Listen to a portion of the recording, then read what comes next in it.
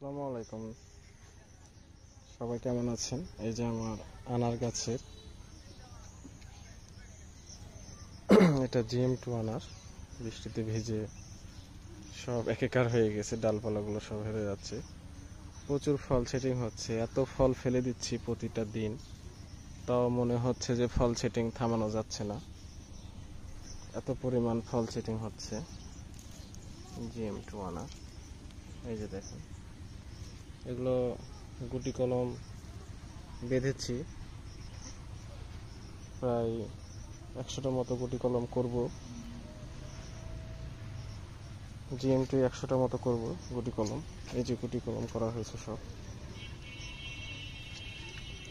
এই যে গুটি কলম, এই যে প্রতিটা পুরাতন গাছে মনে করেন যে পরিমাণ ফুল আসতেছে, প্রতিদিন ফুল ছিঁড়ে দিই আমি, মানে শীতে ফলন নেব তাই প্রতিদিনই ফুল ছিঁড়ে দিচ্ছি গাছের।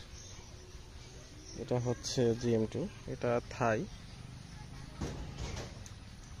থাইয়েরও গুটি কলম করতেছি, বৃষ্টির মধ্যে ফাঁকে ফাঁকে এসে এসে করে যাচ্ছি গুটি কলমগুলো। আমি গুটি কলমগুলো অবশ্যই একটু বড় বড় ডালেই করি। এই যে দেখেন, এই যে বড় বড় ডাল, সহজেই। এই যে দেখেন, প্রচুর ফল সেটিং হচ্ছে, ফুল আসতেছে।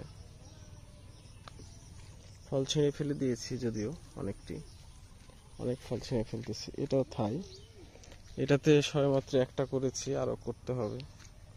এই যে কালার দেখেন, অনেক বড় বড় সাইজ, এগুলো 300-এর উপরে হয়ে যাবে এগুলো।